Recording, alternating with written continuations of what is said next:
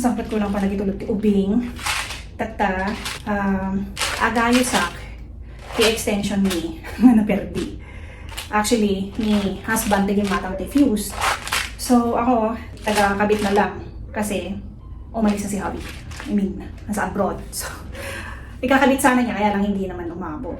So, ako na lang magkakabit. Try natin. Sana kayanin. Sabi niya, madali lang naman ikabit. Ngayon, tingnan natin. Parang dalawang size to. Malaki yung isa. Mas maliit yung isa. Isa valid ah. Tingnan natin kung anong size nun. So, dito yung extension nga. Papalitan ko ng fuse. Ito yung fuse niya. Dito ko tatanggalin. Pero, i-unplug muna natin. Pasensya na medyo madilim.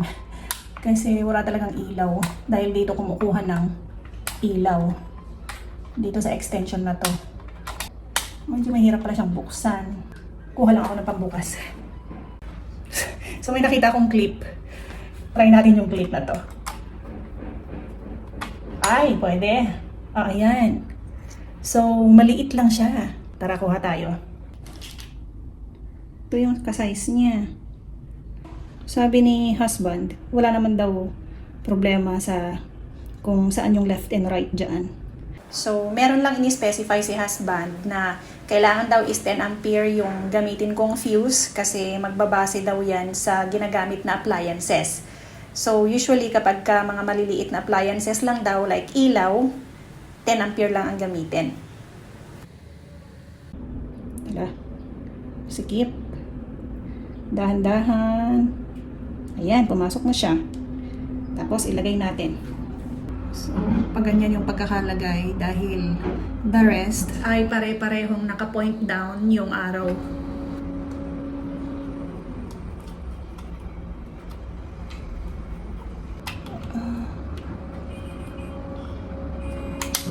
Ayun. So, try natin isaksak kung gagana. Kasi ito, supposedly, ito yung nakasaksak. At itong linya na to ay papunta sa ilaw doon sa kabilang kwarto. Ayan. And itong kwarto kasi na to, madilim. Lalo na sa gabi, sobrang dilim. Tapos yung part na to madilim. And kaya ko pinalagyan niya ng ilaw.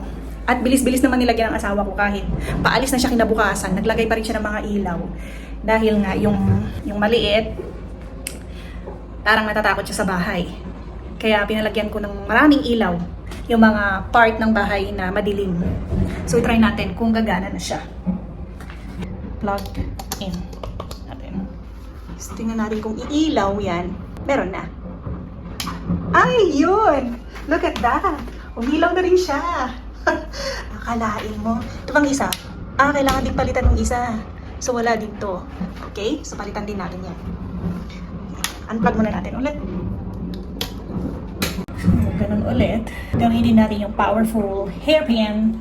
Hair clip pala. Power hair clip natin. Ayun. Ayun. So, kuha ulit tayo ng isa. So, ganun ulit yung gagawin natin. Maghanap tayo ng 10 ampere na fuse. Tapos makikita mo kung ilang ampere yan dito sa mga magkabilang dulo niya na metal. May nakasulat dyan, may naka-engrave. Okay. So, ganyan ulit. Nandito sa baba yung arrow na red.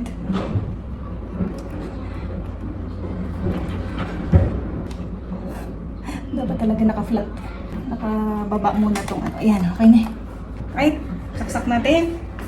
Tingnan natin kung nakakailaw na siya. Yes! Of course, nasaksak na ito. Yes, nagkailaw nga sa kabilang kwarto. Okay, success! Okay, that's it for today's video. Mag-like naman dyan or mag-subscribe. Bye!